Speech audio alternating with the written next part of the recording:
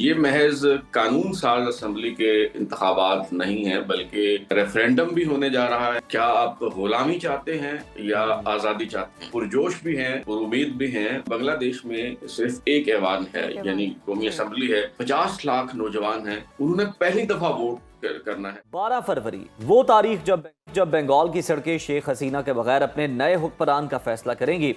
عوامی لیگ میدان سے باہر ہے تو دوسری طرف بی این پی اور جماعت اسلامی کے اتحاد کی مقبولیت پاس ہی ہے، اور یہ سب کچھ جناب کل کے روز پتہ چلے گا کہ کون جیتے گا، کون سے اتحاد تشکیل پائیں گے۔ بالکل، اور جو منظرنامہ ہے جی وہ ہوش اڑا دینے والا ہے۔ کیا یہ الیکشن واقعی شفاف ہوگا یا حسینہ کے ووٹرز کا خاموش بائیکاٹ کوئی نیا طوفان کھڑا کرے گا، اور جنزی کے خواب پورے ہوں گے یا خواب ادھورے رہ جائیں گے، یہ بھی جاننے کی کوشش کریں گے۔ ہمارے ساتھ موجود ہیں انتخابات کی خصوصی کوریج کے لیے بنگلہ دیش گئے جی پاکستانی بلال غوری صاحب، بہت شکریہ۔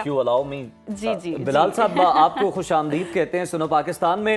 آپ ڈھاکہ میں موجود ہیں، آپ سے انتخابات کے حوالے سے جانیں گے گہما گہمی کے، لیکن اس سے پہلے ذرا ایک بڑا انفارچونیٹ سا واقعہ آپ کے ساتھ پیش آیا تھا، اگر اس کے حوالے سے آپ کوئی بات کرنا چاہیں تو، کمنٹ کرنا چاہیں تو۔ جی بہت شکریہ آپ کا۔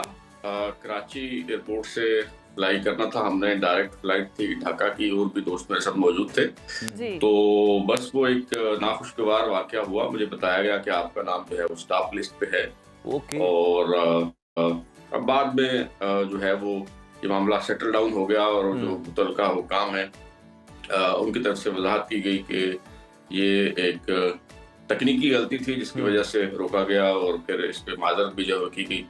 اور اگلے دن پھر میں نے جو کنیکٹنگ فلائٹ ہے وایا دبئی کھولی اور ڈھاکہ پہنچ گیا، اور اب آپ کے ساتھ موجود۔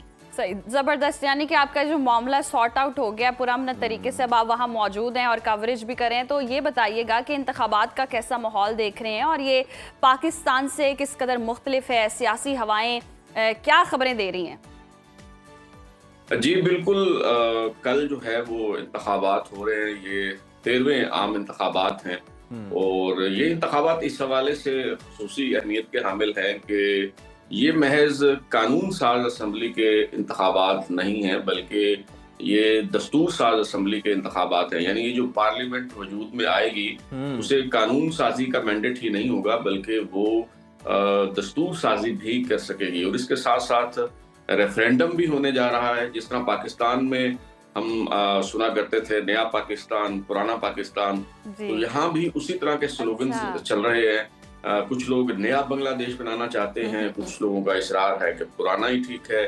اسی طرح یہ نعرے بھی سیاسی جماعتوں کی طرف سے دیے جا رہے ہیں کہ جی کیا آپ غلامی چاہتے ہیں یا آزادی چاہتے ہیں؟ تو جب ہم نے مختلف سیاسی جماعتوں کے رہنماؤں سے پوچھا کہ اس کا کیا بیک گراؤنڈ ہے، کس سے آزادی آپ چاہتے ہیں، تو بتایا گیا کہ دراصل بھارت کا جو تسلط ہے اس سے یہاں کے لوگ آزادی چاہتے ہیں، کہ یہاں پہ بھارت کی مداخلت جو ہے وہ ختم ہو۔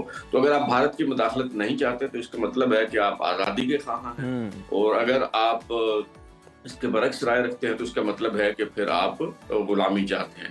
اور ریفرینڈم میں اس طرح کی بہت سی باتیں جو ہے وہ پوچھی گئی ہیں، اور جماعت اسلامی بنگلہ دیش اور جو وہ نوجوان جو انقلاب لے کے آئے تھے انہوں نے نئی ایک پارٹی بنائی NCP کے نام سے، تو ان کا اتحاد ہے، اور بھی اس میں جماعتیں ہیں، یہ دراصل 11 جماعتی اتحاد ہے، ان کی طرف سے بڑا ایک واضح موقف ہے ریفرینڈم سے متعلق کہ ہم نیا بنگلہ دیش بنانا چاہتے ہیں، ہم آزادی چاہتے ہیں۔ اور اس کے علاوہ بالکل بلال صاحب آپ ٹھیک کہہ رہے ہیں کہ جو نوجوان ہیں وہ بڑے پرجوش ہیں، اور یہ انتخابات ایک تو آپ نے بتایا کہ قانون سازی کے علاوہ دستور سازی بھی ہوگی اس الیکشن کے بعد، لیکن ساتھ ہی ساتھ اگر ہم یہ بھی دیکھیں یہ الیکشن اس طرح سے بھی مختلف ہے، اس اینگل سے بھی، کہ حال ہی میں انقلاب لایا گیا، شیخ حسینہ کو جو کہ برسوں سے برسر اقتدار چلی آ رہی تھی انہیں نکال باہر کیا گیا۔ اس وقت کیا ماحول ہے، کتنا جوش و خروش ہے لوگوں کا، کیا لگتا ہے ٹرن آؤٹ کتنا بھرپور ہو سکتا ہے؟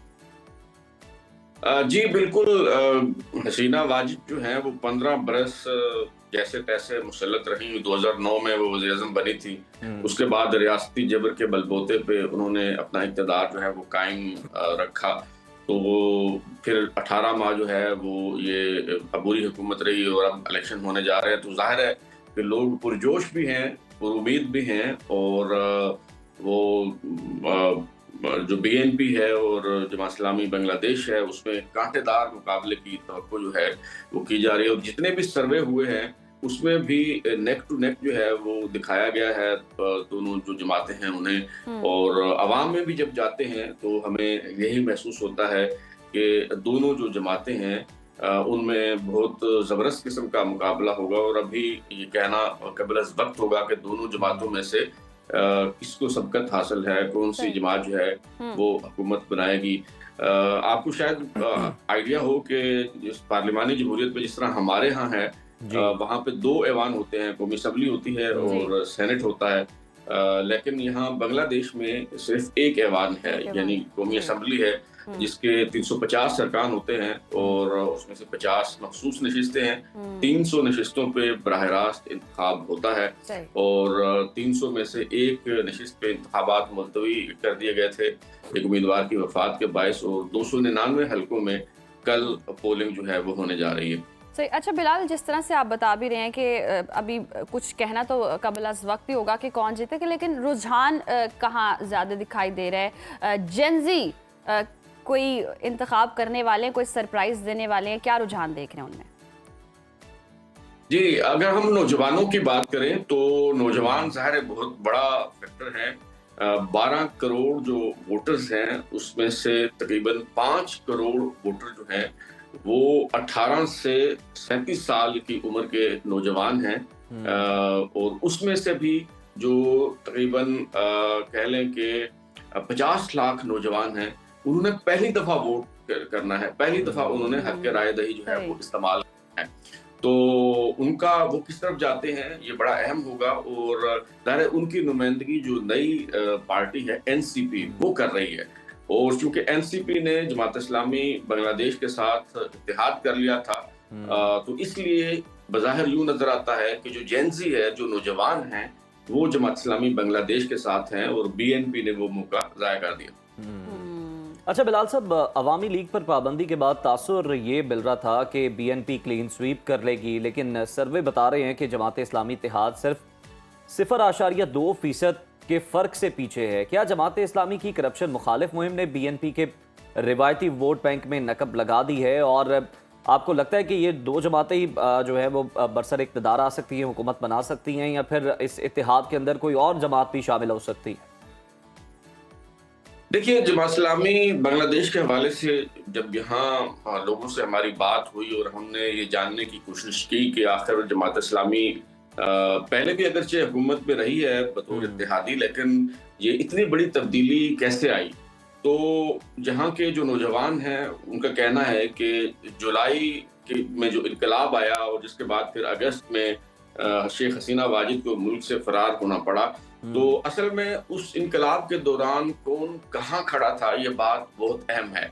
और जमात इस्लामी बांग्लादेश जो है वो नौजवानों के साथ खड़ी रही, नौजवानों के साथ मिलकर जमात इस्लामी बांग्लादेश ने मज़ाहमत की, जबकि BNP ने कोई वाज़ेह मौक़िफ़ अख्तियार नहीं किया। उसके बाद का जो एजेंडा है उसकी भी अगर हम बात करें, यानी जो जेनजी ने जो ख्वाब देखे हैं, जो वो नया बांग्लादेश बनाना चाहते हैं, वो निज़ाम में इस्लाहात के ख़्वाह हैं, तो उस हवाले से जो रेफरेंडम होने जा रहा है उस रेफरेंडम पे भी जमात इस्लामी बांग्लादेश का जो मौक़िफ़ है वो बहुत वाज़ेह है। यही वजह है कि जेनजी जो है वो जमात इस्लामी के साथ खड़ी है, नौजवान जो हैं वो जमात इस्लामी के साथ खड़े हैं। बिलाल, कहीं ना कहीं ये फैक्टर भी है जमात इस्लामी के हवाले से कि बहुत ज़्यादा उन्होंने जुल्म सहे हैं, हाउस ऑफ मिरर जैसी बदनाम ज़माना जेल में जमात इस्लामी के रहनुमा कैद रहे, फांसियाँ दी गई, ये भी एलिमेंट कहीं ना कहीं मौजूद है सिंपैथी का? जी बिल्कुल मौजूद है। और इस एलिमेंट के साथ साथ क्योंकि शेख हसीना वाजिद का झुकाव भारत की तरफ रहा, उनके दौर में भारत की मुदाखलत बहुत ज्यादा रही और इस्लामी बांग्लादेश का मौक़िफ़ इस हवाले से भी बहुत वाज़ेह है। तो इस बात को भी नौजवान पसंद करते हैं कि हम अब किसी के ज़ेरे साया, ज़ेरे तसल्लुत जो है वो नहीं रहना चाहते। यानी चाहे वो कोई भी हो, कोई भी मुल्क हो, अगर कोई दोस्ताना ताल्लुकात बराबरी की सतह पर बाहिमी जो इज्जत है उसके नाते से कोई रखना चाहता है तो वेल एंड गुड, वरना कोई अगर हमें गुलाम बनाना चाहता है तो हम बिल्कुल इस बात को जो है वो पसंद नहीं बिल्कुल करेंगे। ऐसे ही तो है और ये वजह है नौजवान कि काफी पुरज़्म भी दिखाई दे रहे हैं। बिलाल, अच्छा अवामी लीग की अगर हम बात करें, अवामी लीग के वोटर्स के हवाले से बताइएगा, क्या हसीना का खामोश वोटर कल पोलिंग डे पर कोई झटका दे सकता है? जी बिल्कुल, कुछ लोग जिनसे हमारी बात हुई उनका कहना है कि हमें इस निज़ाम पे, हमें इंतखाबात पे, हमें राजनीति पे यकीन नहीं है और हम वोट नहीं करेंगे। तो इस तरह की बातें करने वाले भी ज़ाहिर है मौजूद हैं और ये वो वोटर है, वो वोटर है जो अवामी लीग का हिमायती है, लेकिन चूंकि अवामी लीग जो है वो ग्राउंड पे मौजूद नहीं है, तो देखना ये होगा कि वो वोटर जो है वो किस तरफ जाता है। मेरा नहीं ख्याल कि वो वोटर जो है वो जमात इस्लामी की तरफ जा सकता है और ना ही बीएनपी की तरफ जा सकता है, क्योंकि जिस तरह ये जो जालमाना कार्रवाइयाँ की गई जमात इस्लामी के खिलाफ और जमात इस्लामी के रहनुमाओं को फांसियाँ दी गई, उसी तरह बीएनपी को भी अवामी लीग के दौरे हुकूमत में इस तरह के का जो सिलसिला है उसका सामना करना पड़ा। तो मेरा ये ख्याल है कि ये जो खामोश अक्सरियत है जो अवामी लीग की हामी है, मैक्सिमम ये हो सकता है कि वो इस निज़ाम से, इस सिस्टम से पोलिंग डे के मौका पर लाताल्लुक रहें और किसी को वोट ना करें। बज़ाहिर यूँ नज़र आता है। बिल्कुल बिलाल गौरी साहब, ये भी इम्कानात मौजूद हैं और बहुत सारी चीज़ें जो है वो प्रिडिक्ट की जा रही हैं, लेकिन ऑब्वियसली कल जब पोलिंग डे है तो तब पता चलेगा कि टर्न आउट कैसा रहता है और इस बार जो अवाम है वो कितनी बड़ी तादाद में निकलते हैं गुज़श्ता इंतखाबात की निस्बत। बहुत शुक्रिया बिलाल, आपसे हम मज़ीद भी अपडेट्स आने वाले दिनों में हासिल करते रहेंगे।